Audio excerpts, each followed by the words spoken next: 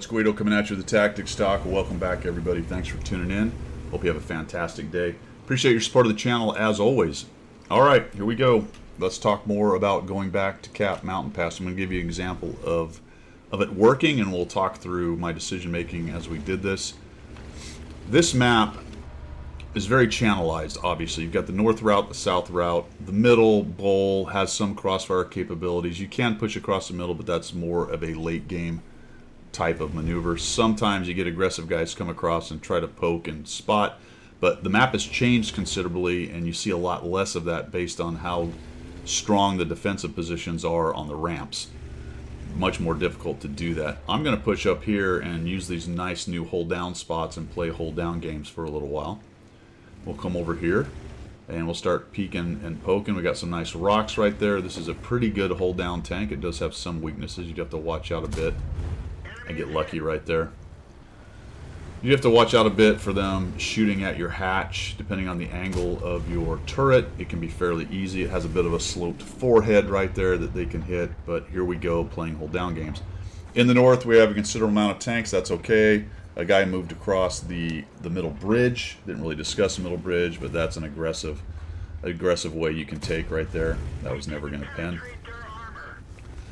And of course, we got a couple guys in the middle. So pretty standard, right? There's not a whole lot to look at here and go, ooh, that's something different or unusual. It's just how the players play on these particular positions is going to have a lot to do with how this match goes.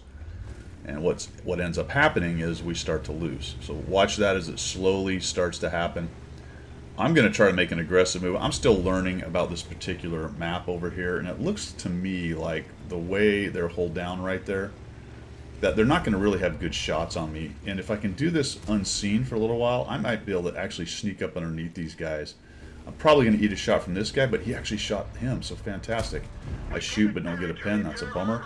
And now I'm up here in their chili. The bummer is this tank's tall enough, and this guy has just enough depression, even with an object. Something with more depression is even going to be worse for me. He's going to get some shots on me here, and this is unfortunate.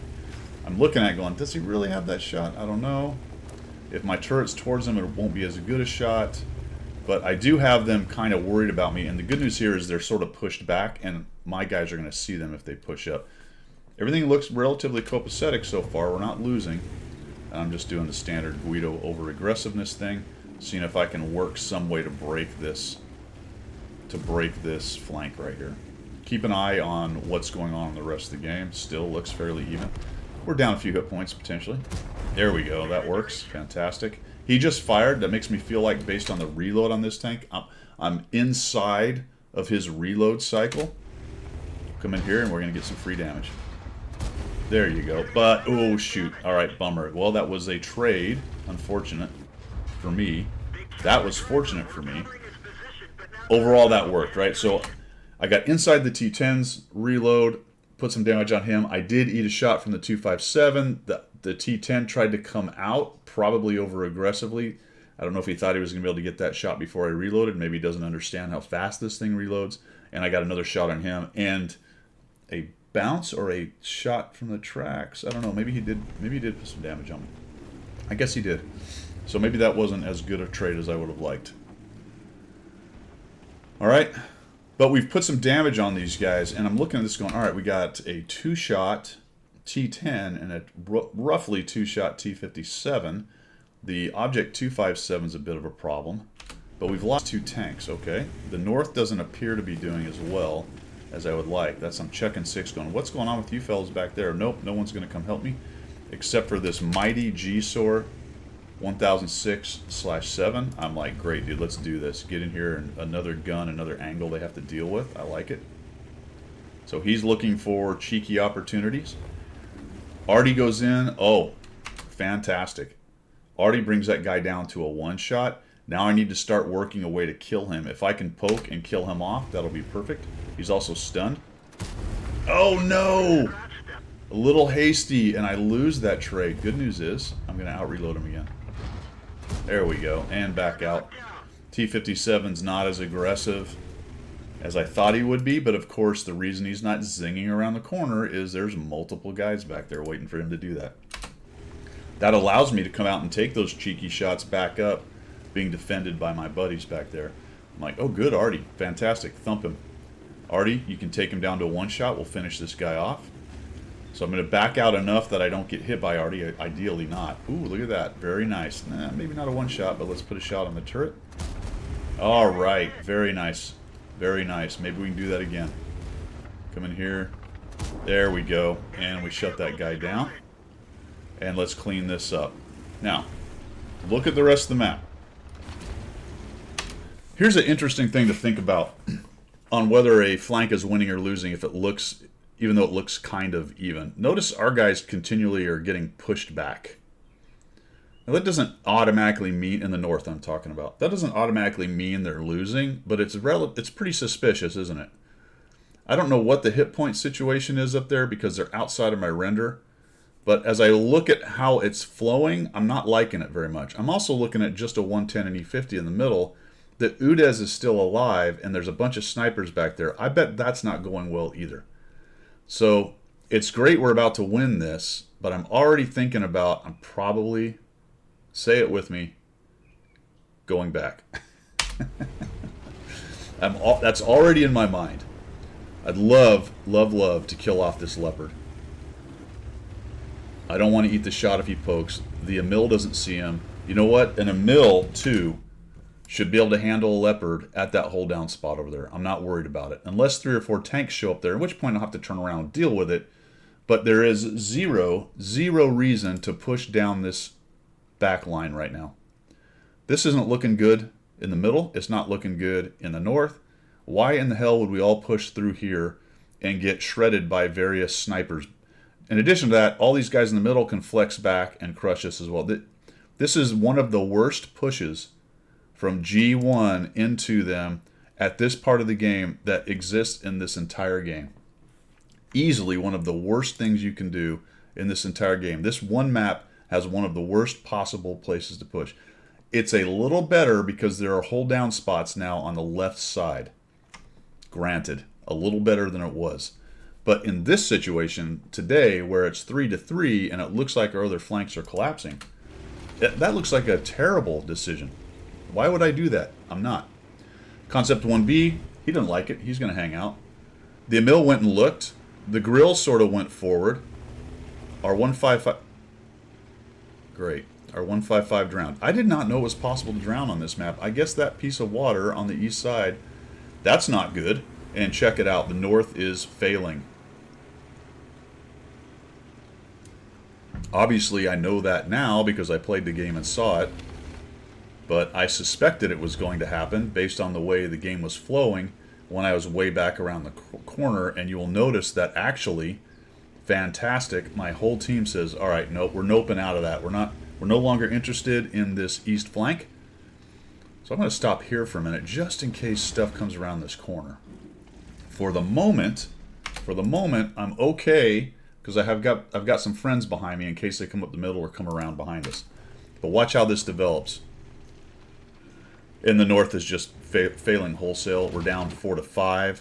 We have not very much map control, but you gotta love how much of the team is flowing back, bringing the guns back together in a more defensible position. And I'm just going to cruise out of this. I think I get spotted there. Yeah, I did. Let's just keep going. Thank God the JPZ wasn't coming around the corner right there. Get a little spotting on the way. And I can tell based on how fast everyone's moving, at least most of them anyway, nobody has any intention of hanging out in the middle, so I go with them. We're going to go up on the hill, aren't we? We're going to go up on the hill. We're going to have guys back in the back. A couple dudes are going to be hold down right here, specifically that. I believe the Emil stays down low. That's a great spot for an Emil right where he's taking up. We do have to be careful. That's a 3 marked Emil. Didn't notice that. Good player.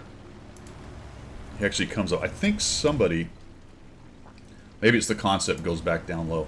All right, the IS-7 is now heading up the hill. This position is not as good as it used to be for shredding guys. In fact, I don't think, based on the rocks right here, you can even get there anymore and shoot them as they come up the hill. That's a bummer. There is an opening here to use, but it's not very easy to use. You need some pretty good gun depression. And if he's up against the wall right here, or not, I mean, really in the middle of this road to up against this wall, you're going to have a hard time getting a shot. If he's over here along this edge, you'll get some shots on him. I haven't been up here since the map changed, so I'm trying to figure it out right now. Like, all right, what do I have in terms... Okay, that's not bad. Oh, okay, can't quite get to him. Thank goodness he's on the other side, but... nope, can't quite get it. Can't quite get it. Now, all of our tanks... Look at this. All of our tanks that we had left. Really take a look at the names and the players, all the good players. In fact, that platoon is a platoon of good players. We've all pulled back, and we're going to defend right here. We're down hit points. They have 2 angles of attack. We do have some nice high ground up here, but in general, they should win this game. Come over here and use this bush, see if I can't catch somebody out. Don't want to give any free shots. Oh, look at this dude. There he is. Thump him. We'll back out. No sense standing in. I'm also just going to keep on backing because I don't want to get hit by the arty. The Manticore makes a move. Gets thumped. Very nice. And it feels like, you know, the walls are closing in, as they say, but we're just going to keep on defending right here. Manticore dies. Terrible shot. I actually had that shot if I was just careful. There we go. He doesn't really know I'm there yet, but he will now. Doesn't track him. That's a bummer. Probably needed to go down a little much. He's going to slap me right here. That's a bummer. Oh, no. That sucked. I kind of expected to eat an artillery shell here. Out reload him. I finally get him dead. A little bit of luck on my part right there. That didn't go as well as it should have. And we just keep on defending. And the enemy team just makes a mistake in continuing to sort of piecemeal attack, not pushing in on us. But honestly, they probably would have had a lot of trouble doing that anyway. Look at the Leopard, and you've got the G-SOAR over there. They're nice and hidden, so it's a great crossfire. We won the other side anyway. Only the IS-7 came from that direction, and he died. He was not careful enough. E-50's on good hit points. I think he's maybe peeking over the edge, seeing if there's anybody else coming. He might even be turning around right now. And we're just shredding the dudes as they come in. That poor KPZ thing, he has no armor. Really has no business being up there unless he had a lot of other tanks with him. So he's hanging out right there. We're kind of wondering, all right, where's this JPZ? There's the WT. He shows up a little late. He dies to the evil. Oh, there's the JPZ 100. He's on 0 hit points. 3 guys die, and it's an absolute massacre at this point. Check this shot out. Very lucky. We'll take that. When things are working, fellas, they're working. And that's pretty much it, guys. Pretty much it. 3,268 damage. 931 assists. Oh, look, the Foch. Full hit points. Now, I don't know if he was just late to the party or for some reason he was sitting back there the whole time. Don't know, but he's in trouble. He gets absolutely schwammered by... Look at this. This is the mine. The Seagulls are just coming in, and we get rid of him. So up to 3,792. 931 assists. I sort of expected... I think an arty shot already went in. I was almost expecting the one to come in and zap me. I mean, that's a nice funnel right there, arty players. You see somebody going for that funnel. Especially 5 or 6 tanks like that. You might get a few extra bits of damage, but the G-SOAR's already in on this guy. I think he's made a runner, as I remember. Let's see where he goes. I don't remember where he dies. Maybe he is. Maybe, yeah, he's right there. He sort of tries to run off that way, but he walks right into the G-SOAR. And we end up with a win. 5 kills, 3,792 damage, 931 assists, and a good example of going back. There were a lot of good players on this particular team. Nicely done for the whole team in there. Shout out to all you guys. But that was a game. It was pretty even. It looked like it was going against us. Basically, what was left of the team folded back and went to a defensive position, and the enemy team just made a very piecemeal, ill-advised push onto the cap, and they lost. And I mean, if I was on the other team, I'd be doing a video about how stop just feeding the snipers, right? If you're going to do that, you got to get together. There you go. Let me know what you think about all of that down below. Have a great day, and we will see ya.